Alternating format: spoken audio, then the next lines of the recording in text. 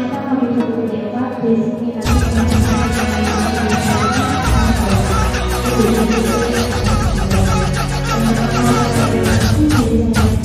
kita belajar Pancasila, kita bernafas dalam sila-silanya. Kita belajar Pancasila, ayo kita jaga untuk Indonesia.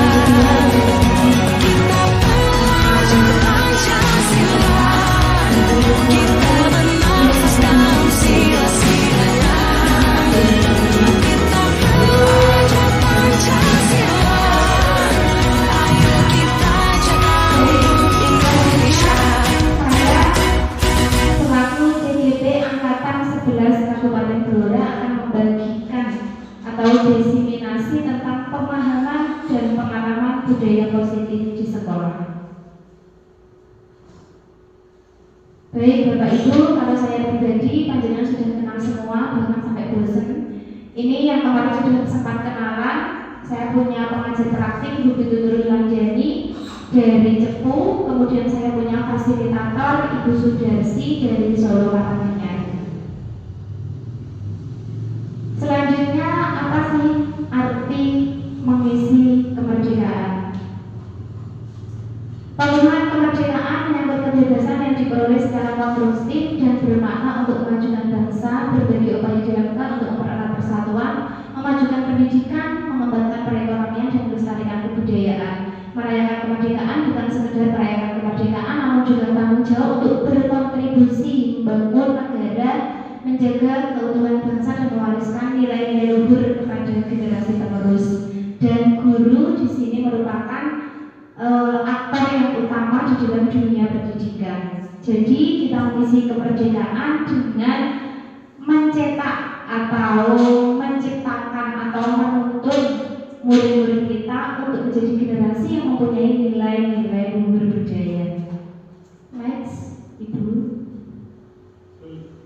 Oke, baik, sebagai pembukaan, selanjutnya tujuan pembelajaran kita pada hari ini. Yang pertama, Bapak Ibu guru dapat memahami konsep inti dari budaya positif. Kemudian yang kedua, Bapak Ibu guru nantinya dapat mengimplementasikan budaya positif di dalam pembelajaran. Yang ketiga, memahami pentingnya mengetahui kebutuhan belajar dan lingkungan yang memfasilitasi seluruh individu dari sekolah agar dapat meningkatkan kompetensinya secara aman dan nyaman. Yang keempat, mampu menggerakkan komunitas sekolah untuk bersama-sama mengembangkan dan mewujudkan visi sekolah yang berpihak pada murid dan berlandaskan nilai-nilai kebajikan universal. Ya, selanjutnya kita pendidikan itu mengacunya semuanya dari beliau yaitu Ki Hajar Dewantara. Ini salah satu petikan filosofi Ki Hajar Dewantara tentang tujuan pendidikan. Nanti nek panjenengan bergabung dalam JGP, panjenengan akan akrab sekali dengan beliau Ki Hajar Dewantara. Meskipun kita tidak bertatap langsung, tujuan pendidikan adalah menuntun segala kodrat yang ada pada anak-anak agar mereka dapat mencapai keselamatan dan kebahagiaan yang setinggi-tingginya baik sebagai anggota manusia maupun sebagai anggota masyarakat. Kata menuntun, kata menuntun itu kita bukan menuntut, tetapi sebagai guru itu menuntun. Menuntun bukan menuntut. Diibaratkan sebagai seorang petani, kita tidak bisa merubah padi menjadi jagung, tetapi kita bisa menuntut tumbuhnya padi, merawat, memupuk sehingga padi itu tumbuh menjadi padi yang berkualitas. Seperti itu juga guru, kita tidak boleh menuntut siswa harus pandai semua, harus bisa mengikuti pembelajaran kita, tetapi lebih kita menuntut apa yang dibutuhkan oleh murid.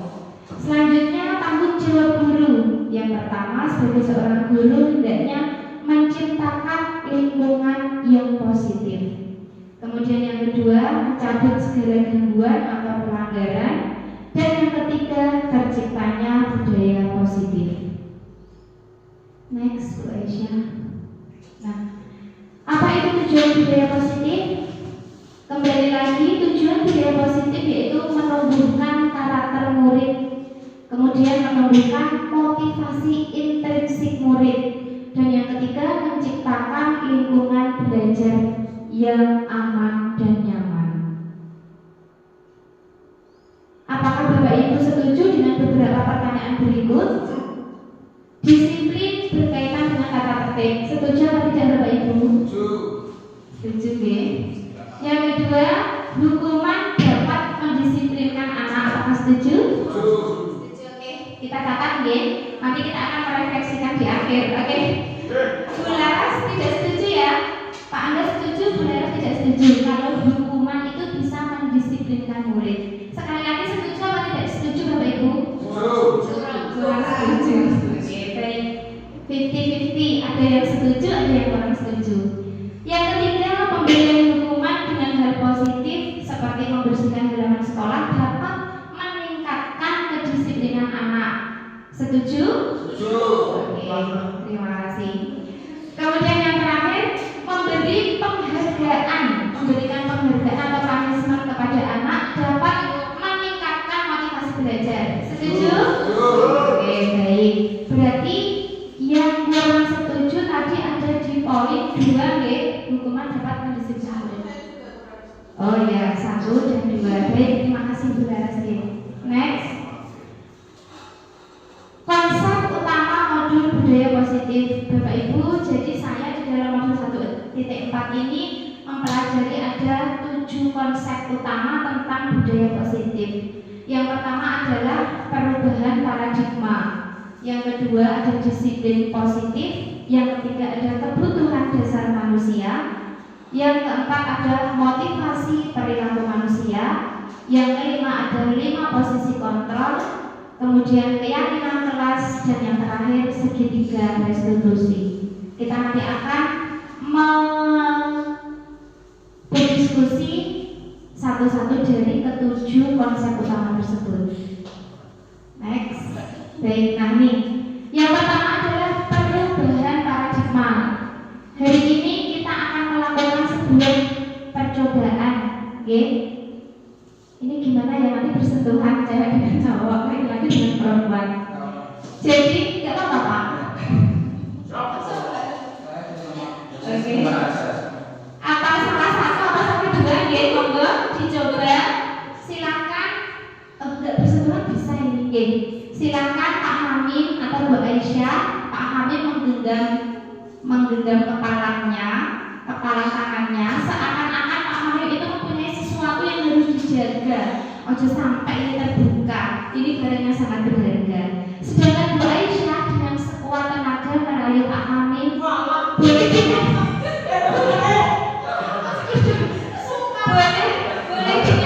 boleh dengan menghardik, boleh dengan memberikan respect, boleh dengan menyogok memberikan nasi, boleh dengan memberikan ya. Oke, baik. Baik, kita coba Bu Lara sama Pak Angga, Pak Angga dengan Bu Aisyah, Bu Anggi dengan Bu Lulu.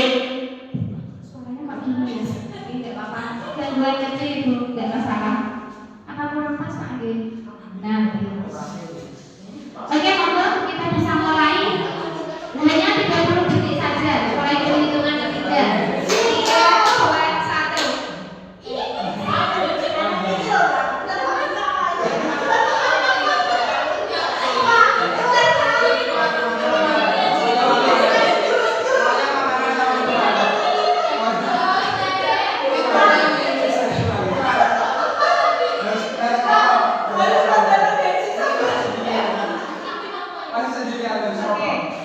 Baik, terima kasih sudah cukup ya.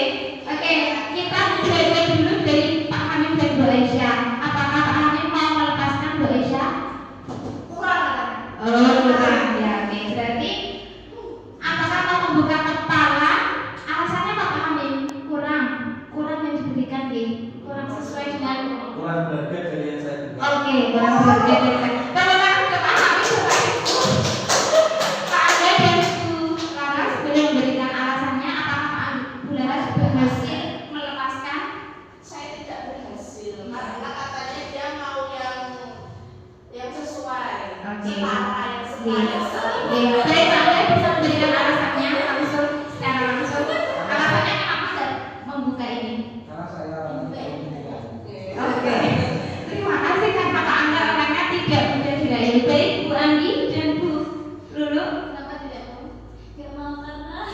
Tidak cukup STI.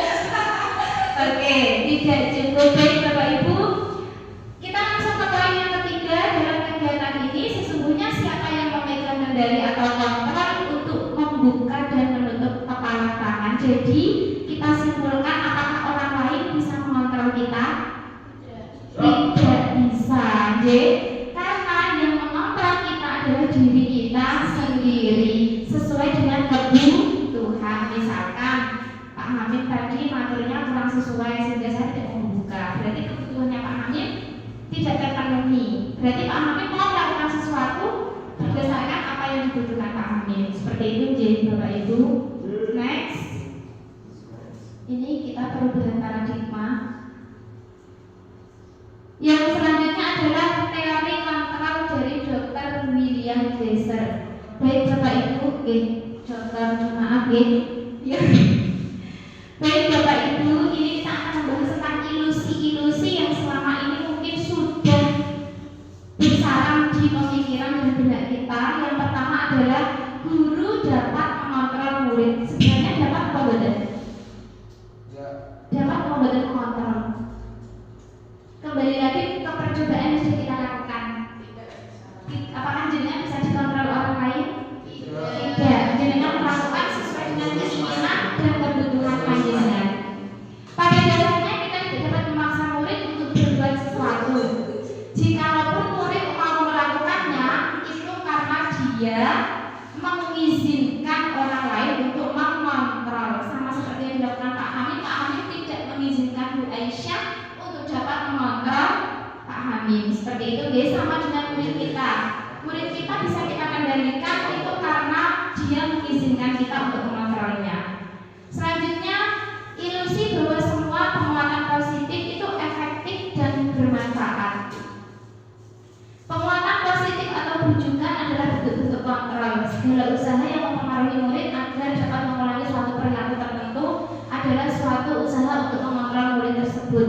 Dalam jangka waktu tertentu, kemungkinan murid tersebut akan menyadarinya dan mencoba untuk menolak bujukan kita. Nah, ini yang bisa kita sampaikan tadi, bahwa penghargaan itu hanya ilusi ketika tujuannya untuk meningkatkan motivasi.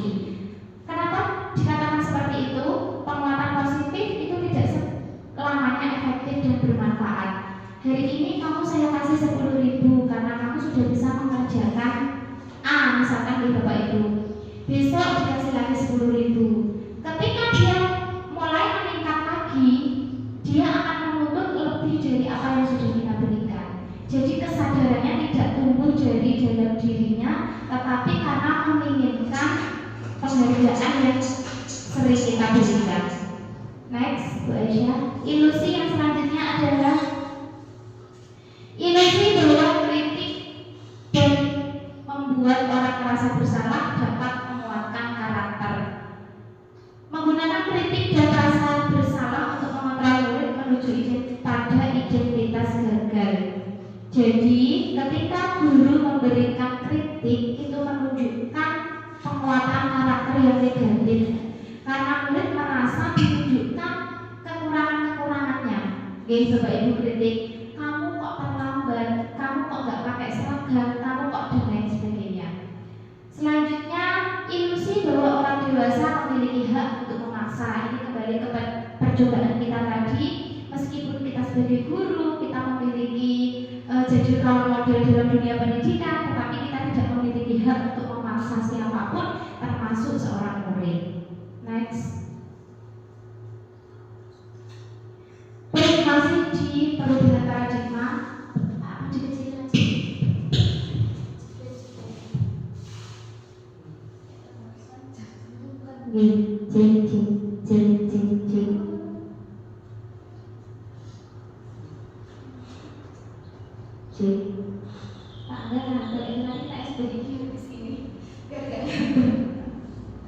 Terima kasih. Bagaimana seseorang bisa merubah diri, merubah dari paradigma stimulus respon ke pendekatan teori kontrol menurut Stephen apa ya bacanya? Covey.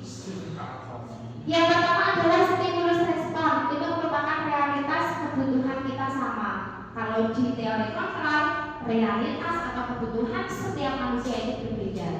Kemudian pada sistem stimulus respon, semua orang melihat yang sama. Tetapi pada teori kontrol, setiap orang memiliki gambaran yang berbeda-beda. Pada stimulus respon, kita mencoba mengubah orang agar berpandangan sama dengan kita. Sedangkan di teori kontrol, kita berusaha memahami pandangan orang lain tentang dunia. Di stimulus respon, perilaku buruk dilihat sebagai suatu kesalahan, sedangkan teori kontrol, semua perilaku memiliki tujuan dan alasan. Jadi buruk bisa menjadi baik, tinggal cara kita melihatnya. Pada stimulus respon, orang lain bisa mengontrol saya, tetapi pada teori kontrol, hanya Anda atau diri kita yang bisa mengontrol diri kita sendiri. Pada stimulus respon, saya bisa mengontrol orang lain, tetapi pada teori kontrol, Anda tidak bisa mengontrol orang lain. Faktanya tadi sudah kita percobaan bersama-sama. Kemudian pemaksaan ada pada saat rujukan gagal, tetapi pada teori kontrol, kolaborasi dan konsensus menciptakan pilihan-pilihan baru. Model berpikir menang kalah. Kalau dalam teori kontrol, model berpikirnya menang dan menang. Next, Bu Aisyah. Selanjutnya, setelah perubahan paradigma, kita menuju ke yang kedua, konsep yang kedua, yaitu budaya positif. Apa itu budaya positif? Budaya positif di sekolah, mohon maaf tipe ya, yaitu nilai-nilai, keyakinan-keyakinan dan kebiasaan di sekolah yang berpihak pada murid agar dapat berkembang menjadi pribadi yang kritis, penuh hormat dan bertanggung jawab. Next, Bu Aisyah. Disiplin positif. Kalau tadi budaya positif, sekarang disiplin positif. Makna disiplin berasal dari bahasa Latin disiplina yang berarti belajar. Disiplin membuat seseorang menggali potensinya menuju sebuah tujuan apa yang ia hargai. Piaget di luar dalam menyatakan bahwa untuk mencapai kemerdekaan dalam konteks pendidikan kita saat ini dan untuk menciptakan murid yang merdeka, syarat utamanya adalah harus ada disiplin yang kuat. Nah, disiplin yang dimaksudkan di sini adalah disiplin diri yang memiliki motivasi internal. Jadi, anak melakukan disiplin itu berasal dari motivasi dari dalam, bukan atas ketakutan akan hukuman atau pemberian hadiah dan hal yang lainnya. Baik, Pak Angga, saya mau mengajukan pertanyaan. Mohon izin untuk menjawab satu pertanyaan dari saya. Kehadiran Pak Angga di sesi diseminasi hari ini, motivasinya dari apa? Satu, apakah karena ada memenuhi undangan dari Busri? Yang kedua, apakah ada ayat kepercayaan saya? Bu Anggi? Yang ketiga, atau memang ingin meningkatkan kemampuan diri Pak Angga sendiri sebagai seorang guru?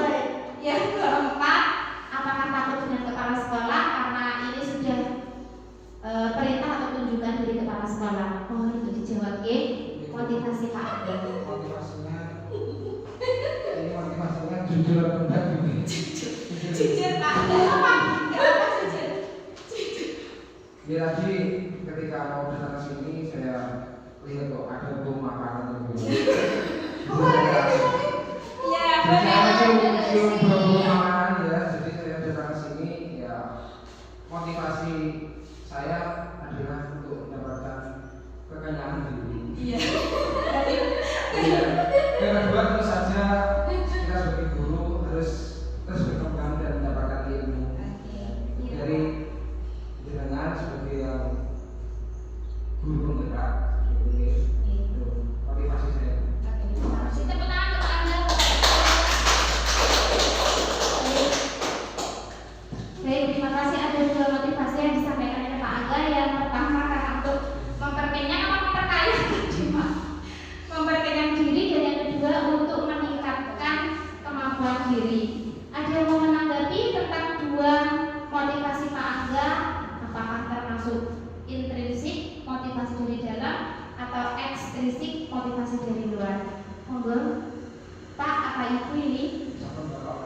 Oke, Bu Andi, mohon untuk ditanggapi.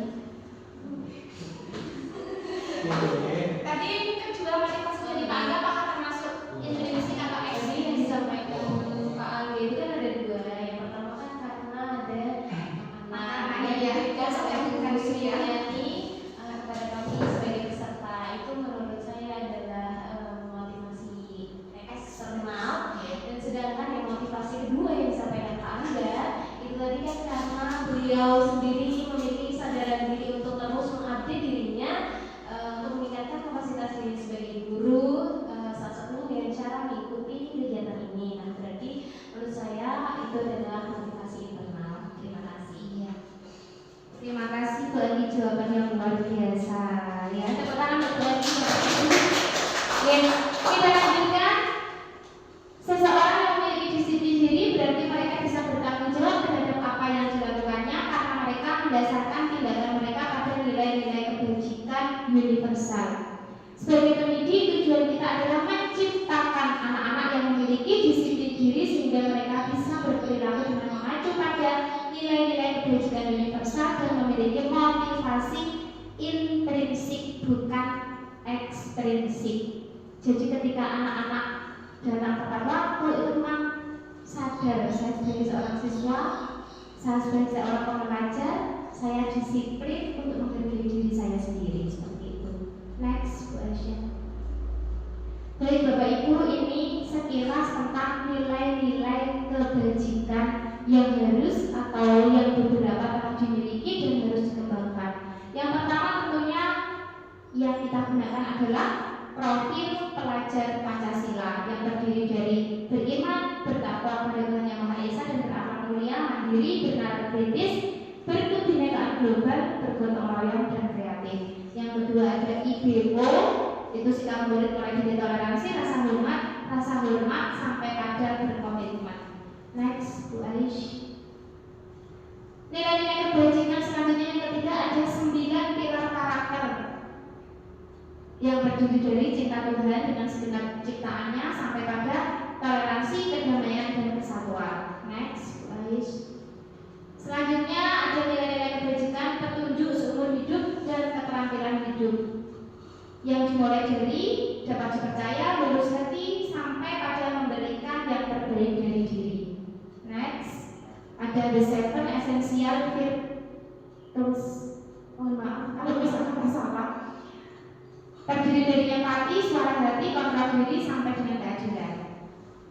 Nah, ini tadi yang virtuous project nilainya seperti ini Bapak Ibu, ada peduli, rajin, integritas, keteguhan dan pengertian. Next, teori motivasi perilaku. Setelah kita mempelajari tentang motivasi intrinsik dan ekstrinsik, sekarang saya akan menyampaikan tentang teori motivasi perilaku. Nah, ini tadi yang sudah dicontohkan kita di awal. Yang pertama, untuk menghindari ketidaknyamanan atau hukuman, berarti eksternal seperti yang disampaikan Bu Agi. Untuk mendapatkan imbalan dan penghargaan atau validasi dari orang lain, juga eksternal. Sedangkan untuk menjadi orang yang mereka inginkan dan menghargai dirinya sendiri adalah motivasi internal. Next. Setelah selesai motivasi, kemudian kita ke hukuman, konsekuensi dan restitusi. Baik Bapak Ibu, hukuman itu lebih mengacu kepada identitas gagal. Nah, untuk identitas murid yang sukses atau menghasilkan kata disiplin, itu kita hendaknya menggunakan konsekuensi atau restitusi. Tidak ada yang membacakan saya. Ini Sesuatu. Bapak Ibu bisa langsung ditersani gitu nggih? Saya sebutkan satu-satu aja nggih. Kalau hukuman itu sesuatu yang menyakitkan harus terjadi. Sedangkan konsekuensi sesuatu yang memang harus terjadi harus disepakati. Sedangkan restitusi itu memberikan berbagai pilihan atas sesuatu yang akan dilakukan. Selanjutnya, kalau hukuman lebih ke situasi yang tidak nyaman untuk murid dan untuk jangka panjang. Sedangkan konsekuensi tidak nyaman sih untuk murid atau anak sama deh untuk jangka panjang dan pendek. Kalau restitusi lebih ke menguatkan murid atau anak dalam jangka waktu yang panjang. Hukuman itu akan menjadikan korban mendapatkan keadilan, sedangkan konsekuensi korban bisa diabaikan, sedangkan restitusi korban mendapatkan ganti. Untuk hukuman murid akan merasa tersakiti, sedangkan konsekuensi murid akan dibuat tidak nyaman. Kalau restitusi murid akan mendapat penguatan.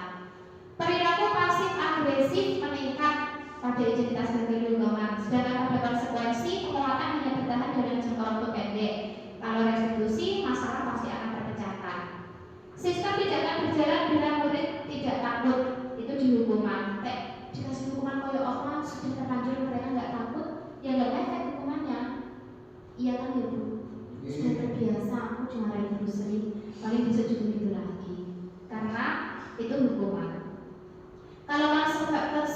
kolaborasi memerlukan monitoring dan supervisi terus-menerus, sedangkan restitusi murid belajar bertanggung jawab untuk perilakunya. Next, Bu Ais. Sama, ini sama dengan yang tadi, ada negatif, netral, positif, ada nilai paksaan, stimulus respon, dan teknik kontrol yang sudah kita bahas di depan.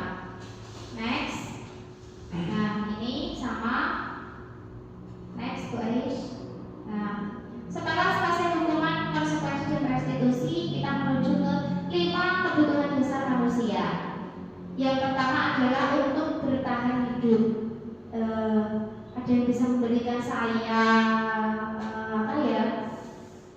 sedikit penjelasan bertahan hidup yang termasuk ke dalam bertahan hidup yang bagaimana? Mungkin Bu Ais ya yang belum menjawab. Ayo, biar gak nanti ya kami Bu Ais. Kebutuhan manusia untuk bertahan hidup.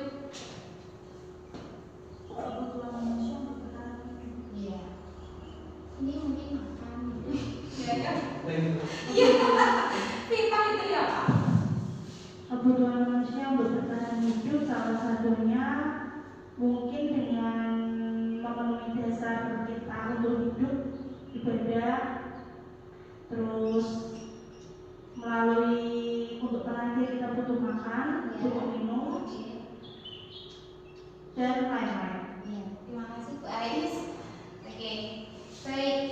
Bertahan hidup yang ini kebutuhan dasar yang paling utama. Mulai dari makan minum, kemudian rumah, pakaian, sampai bahan pakan. Iya.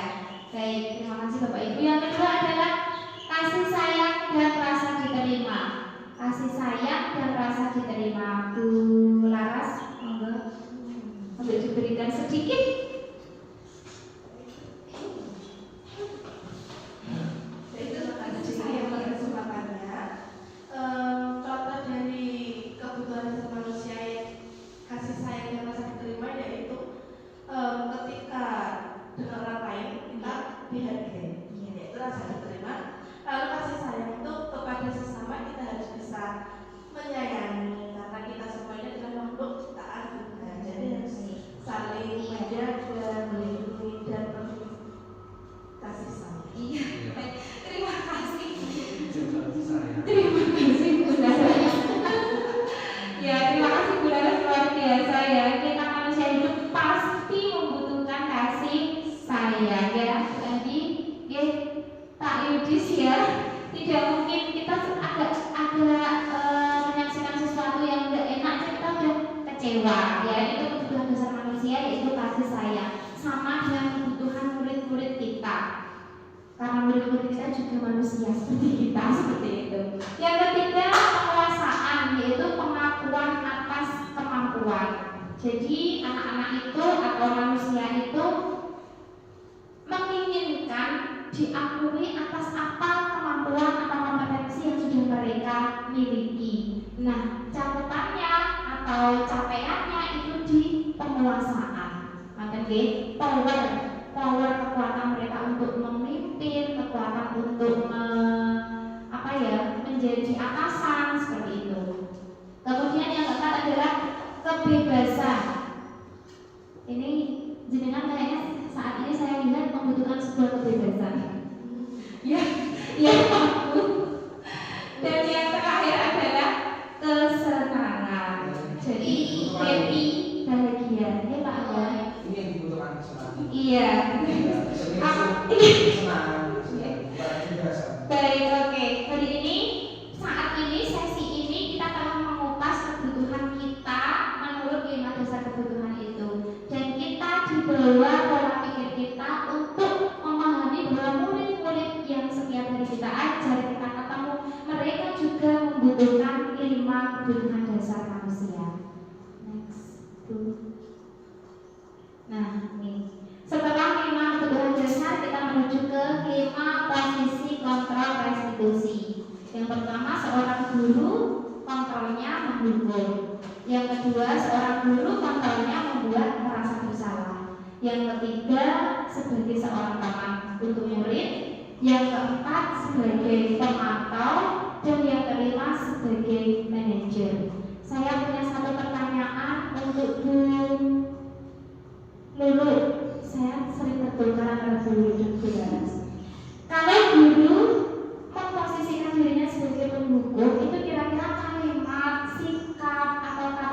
apa yang disampaikan kepada murid ketika murid itu melakukan kesalahan.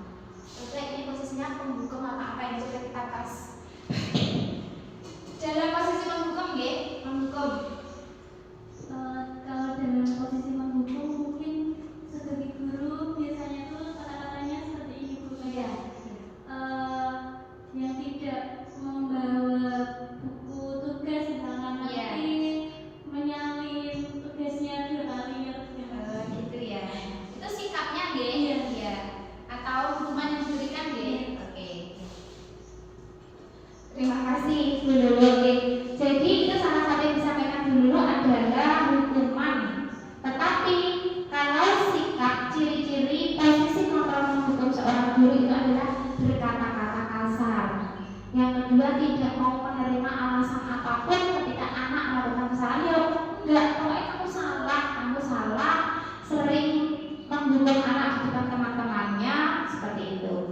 Kemudian yang kedua, membuat merasa bersalah. Jadi kalimatnya membuat merasa bersalah itu, ini tahu ya yang kamu lakukan, lihat toh, gara-gara kamu terlambat, saya dipanggil kepala sekolah, gitu. Jadi anak tersebut merasa bersalah atas apa yang dilakukannya. Kemudian sebagai teman, biasanya kalimatnya, "Tidak apa-apa, nanti tak bantu." Seperti itu ya, ketika anak-anak mengalami kesulitan. Kalau sebagai pemantau, guru itu hanya memantau atau melihat. Sedangkan sebagai manajer, guru itu membantu murid memecahkan problem atau masalahnya sendiri. Pak Angga, ada yang mau disampaikan? Ya, cuma saya setujunya seperti yang keempat saja. Oke, siap. Pemantau dia. Mantau dari jauh atau lebih dekat? Jauh dekat. Siap. Jauh dekat. Sama. Siap. Saya pantau. Siap. Siap. Oke, siap. Next, Bu Aisyah. Masya Allah, kita ini langsung sambil diskusi sekalian, jadi nanti tidak ada sesi diskusi. Restitusi ya. Gak usah restitusi adalah proses menciptakan kondisi bagi murid untuk memperbaiki kesalahan mereka sehingga mereka bisa kembali kepada kelompok mereka dengan karakter yang lebih kuat. Restitusi membantu murid lebih memiliki tujuan, disiplin positif, dan memulihkan dirinya. Setelah berbuat salah, restitusi bukan untuk menebus kesalahan, namun untuk belajar dari kesalahan. Ini gambaran umum dari restitusi. Jadi, ketika anak-anak melakukan kesalahan, kita lakukan tahapan restitusi, anak-anak tersebut bisa kembali ke kelompoknya dengan percaya diri, dengan semangat yang baru, dan dengan pikiran yang baru. Beda ketika kita anak-anak melakukan kesalahan, tetapi kita menghukumnya, mereka kembali ke kelompoknya dengan perasaan yang ciut, dengan perasaan yang negatif. Aku tadi seperti ini, aku beda dengan teman-temanku, jadi tidak mendapatkan penguatan dari guru. Next, Bu Aisyah. Ini 9 ciri-ciri restitusi. Yang pertama, restitusi bukan untuk menebus kesalahan, namun belajar dari kesalahan. Yang kedua, untuk memperbaiki hubungan. Yang ketiga, restitusi merupakan tawaran bukan paksaan. Yang keempat, restitusi menuntut untuk melihat ke dalam diri. Yang kelima, restitusi mencari kebutuhan dasar yang mendasari tindakan. Yang keenam, restitusi diri adalah cara yang paling baik. Yang ketujuh, restitusi berfokus pada karakter bukan tindakan. Yang keempat, restitusi berfokus pada solusi. Dan yang terakhir, restitusi mengembalikan murid yang berbuat salah untuk kembali kepada kelompoknya. Next. Nah, ini ada tahapan-tahapan segitiga restitusi. Yang pertama, stabilkan identitas. Yang kedua, memvalidasi kebutuhan. Dan yang ketiga, menanyakan tentang keyakinan kelas. Kalimat-kalimat yang biasa digunakan adalah ketika anak melakukan kesalahan, itu bukan langsung menjudge, bukan langsung kamu salah dan lain sebagainya, tetapi kamu tentunya punya alasan mengapa melakukan itu. Next, nanti kita akan bahas di jenjang selanjutnya. Nah, ini contoh penerapan atau langkah penerapan segitiga restitusi. Yang pertama, segitiga restitusi itu menstabilkan identitas. Ini tujuannya adalah untuk membuat anak yang merasa gagal karena telah berbuat salah menjadi pikiran yang positif terhadap dirinya. Kata-kata yang sering digunakan guru dalam penerapan restitusi ini yang pertama adalah berbuat salah itu adalah hal yang manusiawi. Bapak Ibu juga punya salah. Terus tidak ada manusia yang sempurna. Jadi kalau seperti itu dia bisa kembali menyayangi dirinya sendiri. Oh iya, manusia tempatnya salah dan manusia tempatnya lupa. Bapak Ibu guru juga punya salah. Jadi dia hatinya merasa dibesarkan kembali, identitasnya stabil, tidak terus dia menyalahkan dirinya sendiri. Next, guys. Kemudian validasi kebutuhan. Hal ini membantu murid mengenali kebutuhan dasar yang ingin dipenuhi, karena pada dasarnya manusia melakukan suatu hal untuk memenuhi kebutuhan dasar. Ini kembali ke kebutuhan dasar yang kita pelajari 5 tadi, ya Bapak Ibu. Kita tadi mempelajari 5 kebutuhan dasar. Maka dari itu kita harus sadar dan mengubah paradigma pola pikir kita bahwa murid melakukan sesuatu itu pasti ada kebutuhan dasar yang ingin dia penuhi. Maka itu kita sebagai guru ketika ada murid melakukan kesalahan, kita gunakan segitiga restitusi. Langkah yang kedua dengan beberapa kalimat, misalnya kamu bisa saja loh melakukan hal yang lebih buruk dari ini, tetapi kamu tidak melakukannya. Kamu pasti punya alasan mengapa kamu melakukannya. Dengan hal seperti itu murid akan menyampaikan, iya Bu, karena aku butuh kebebasan, karena aku butuh kesenangan, aku kurang happy, pelajarannya terlalu membosankan. Nah, dari pertanyaan ini nanti kita akan mengetahui kebutuhan yang diinginkan murid. Next, Bu Aish. Monggo esnya bisa diminum dulu Pak Amin. Bu Andi esnya Pak Yudis, monggo. Es breaking, minum es maksudnya. Oh, Pak Yudis, monggo esnya.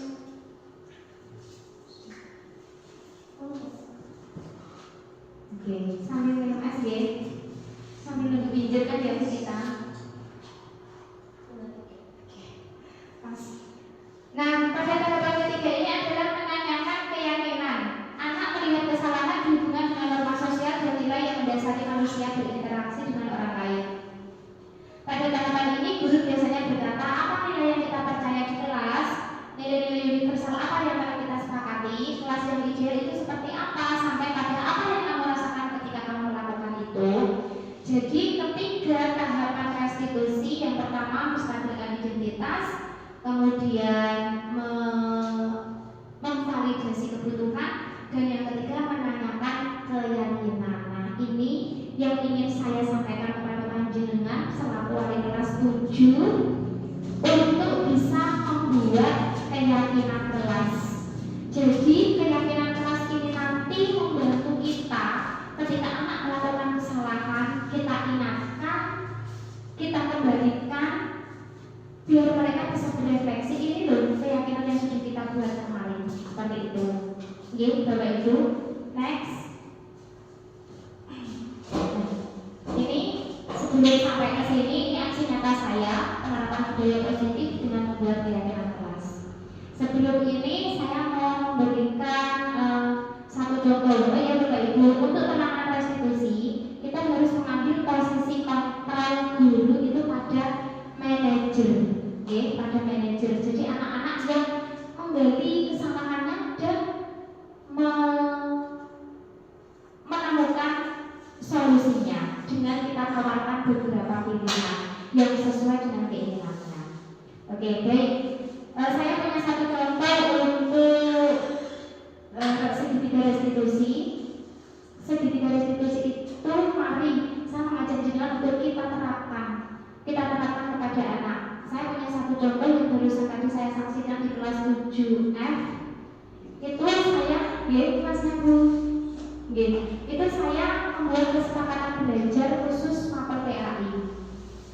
Misalkan selama pembelajaran saya tidak ada kata-kata kasar, tidak ada membuli, tidak menggunakan di kelas dan lain sebagainya. Jadi ketika ada temannya yang lupa, dia membuli temannya yang lain, ternyata sudah bisa menerapkan. Kesepakatannya kita apa tadi? Seperti itu. Jadi kesepakatan Seperti itu nih Bapak Ibu, monggo besok bisa diterapkan langkah-langkah, nanti saya sampaikan langkah-langkah untuk membuat kesepakatan kelas. Oke, karena panjenengan yang baru, yang masih fresh, oke, ya. Contoh disiplin, contoh restitusi ini sering saya sampaikan, sering saya lakukan pada anak-anak meski pelanggarannya kecil. Misalkan satu contoh pelanggaran karena dia tidak membawa kartu tes pada saat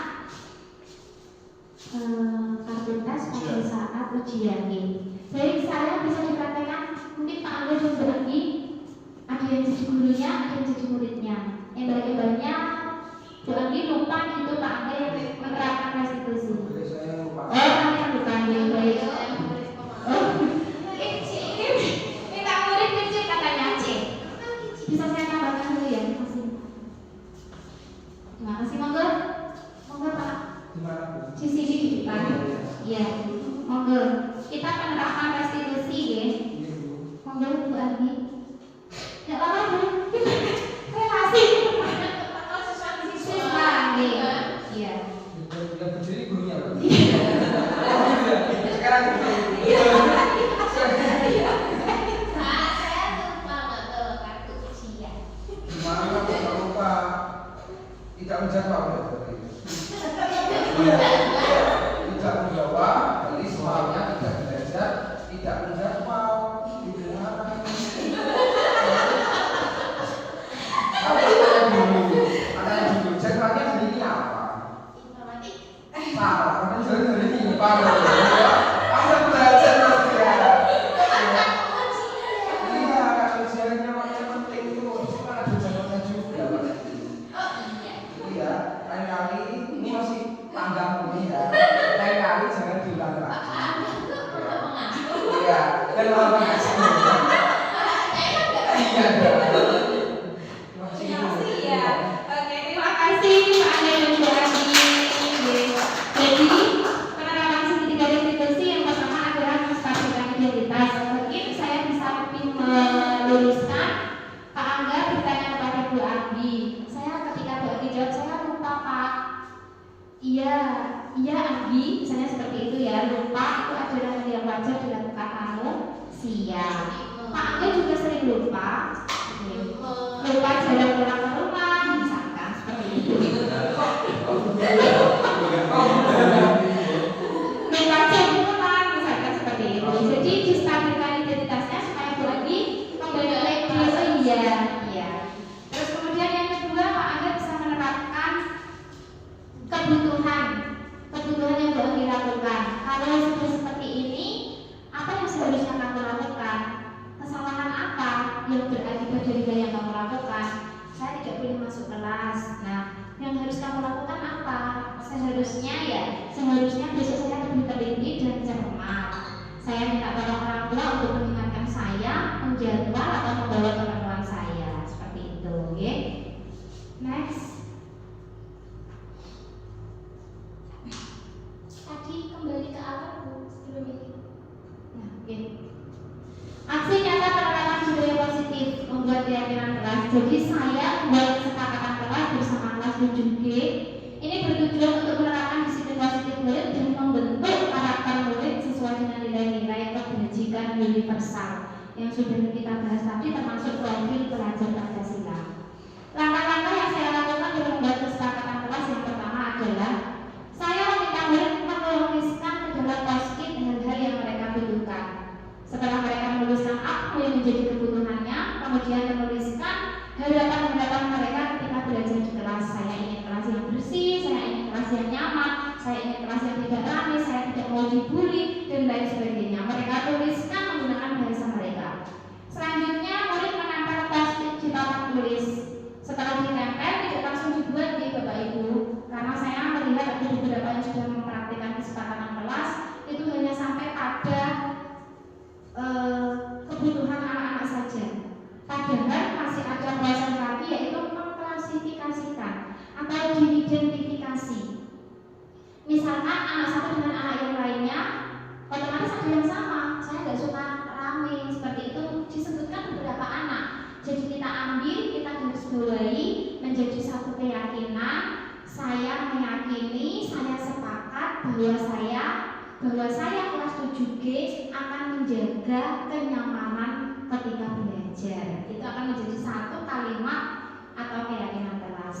Selanjutnya, saya bersama murid menyusun secara garis besar ini tadi yang saya sampaikan, dan yang terakhir mencetak kesepakatan kelas untuk ditempel di dalam kelas. Jadi membantu kita melakukan restitusi. Tadi diingatkan, kan kemarin kita sudah melakukan keyakinan kelas untuk tidak berkelahi dengan yang lain. Kenapa kamu melanggar? Iya Bu, saya khilaf dan lain sebagainya. Next, Bu Ais.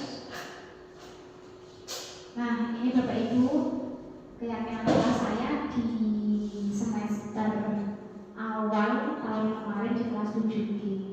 Ini saya dapatkan ilmunya dari platform Merdeka Anak Belajar, dari pelatihan saya mandiri, kemudian saya mendapatkan penguatan di program atau pelatihan guru penggerak. Oke, itu kalimat saya sudah saya jadikan satu, ada 4 pokok dengan subnya dengan subnya dengan subnya masing-masing, ya. Tetapi dari guru penggerak ini saya belajar bahwa mungkin penyusunan kalimat yang saya gunakan masih belum pas atau belum sesuai. Tapi rekan-rekannya saya yakin sudah bisa sesuai.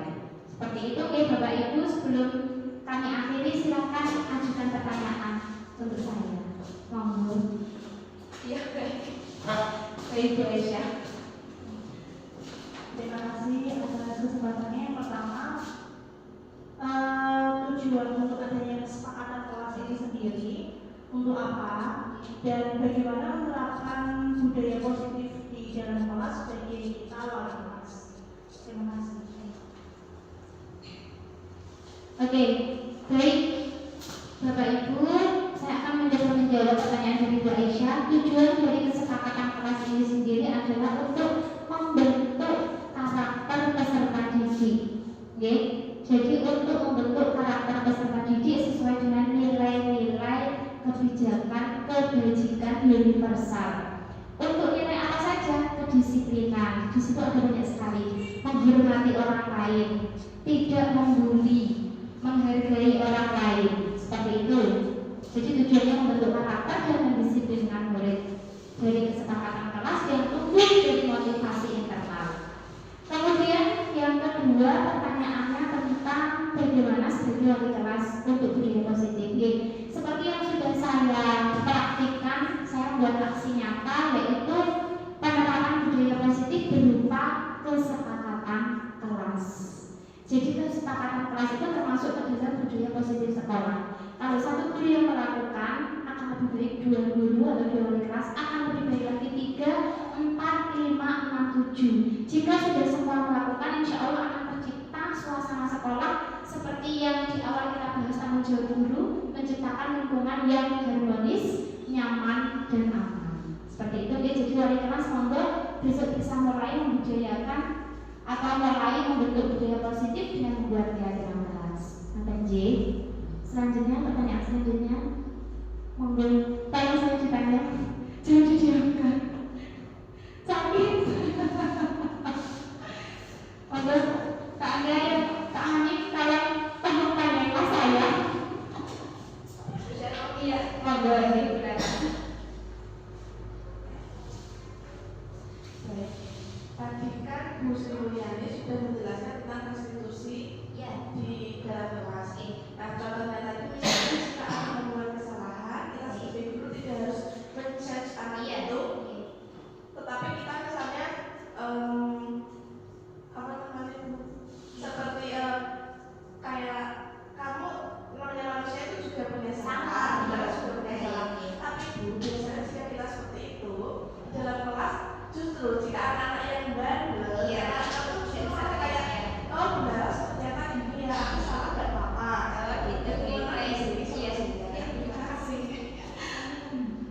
Baik, terima kasih. Bapak Ibu, kadang kita juga sulit menerapkan konsep yang sedemikian rupa di dalam real lapangan yang kita hadapi, gitu. Tidak bisa sesempurna itu dan tidak bisa seperfect itu dan tidak semudah yang kita bicarakan. Tetapi untuk menanggapi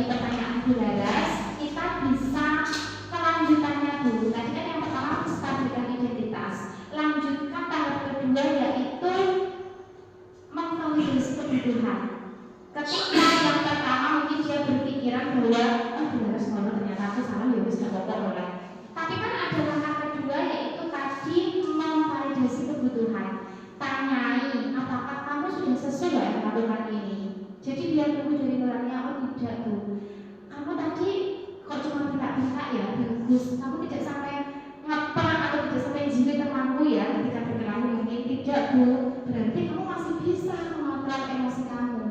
Dengan seperti itu oh ternyata beliau harus bijaksana sekali. Nah, pasti akan berpikir seperti itu.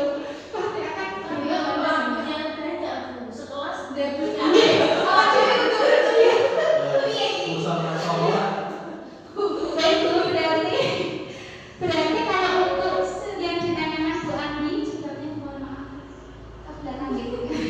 Kalau yang untuk ditanyakan Bu Andi lebih kepada proses pembelajaran. Ngoten nggih? Ya kan Bu nggih? Kalau yang saya sampaikan restitusi itu adalah tentang penganggaran. Misalnya anak lupa membawa buku tadi IPAI barusan saja di kelas 7F ada 4 yang tidak membawa buku PAI, kalau tidak 4, 5 yang kebanyakan itu kan PAI IPA dikira IPA itu adalah PAI itu adalah IPA jadi dia bawa satu buku IPA gitu. Saya suruh mereka bercerita. Coba kita buktikan minggu depan apakah 4 anak ini masih melakukan hal yang sama atau sudah ada perubahan. Makan J. Satu kali lagi pertanyaan sampai pertanyaan berikutnya. Monggo. Monggo sambung ya perjalanan. Terima kasih. Karena di kelas pembelajaran berarti kita nanti ke metode pembelajaran kita gunakan. Makan Ibu Ani. Pak Amin. Biasanya sudah ya. Baik Bapak Ibu, sebelum saya tutup saya mengucapkan banyak terima kasih dan mohon maaf tulisan saya terjadi harusnya bergerak dan menggerakkan. Mohon maaf ya. Terima kasih banyak. Ya, saya juga ingin menyampaikan bahwa di dalam guru penggerak ini latar belakang kita sebagai seorang pendidik ini sangat bermanfaat sekali untuk kita fokus pada murid. Jadi, monggo nanti kalau ada kesempatan penggerak angkatan selanjutnya panjenengan semua bisa ikut berpartisipasi. Penggerak itu sangat menyenangkan sekali. Selain pembelajaran yang menyenangkan, juga ada transportnya.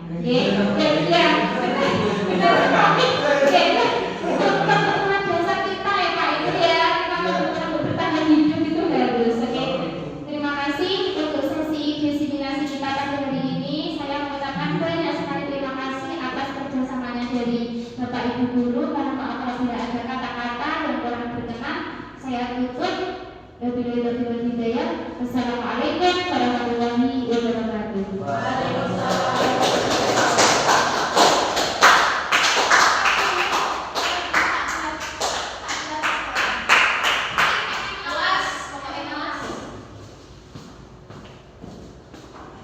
Backgroundnya jangan judulnya aja. Assalamualaikum warahmatullahi wabarakatuh. Di sini saya Bu Laras akan memberikan refleksi mengenai kegiatan desiminasi yang dilakukan oleh Bu Sri Mul dengan tema desiminasi budaya positif. Nah, dari refleksi dari kegiatan yang saya lakukan, yaitu di situ kegiatannya menyenangkan, menambahkan banyak ilmu dan pengetahuan. Kemudian saya dapat menerapkannya dalam kegiatan pembelajaran di kelas. Terima kasih. Wassalamualaikum warahmatullahi wabarakatuh.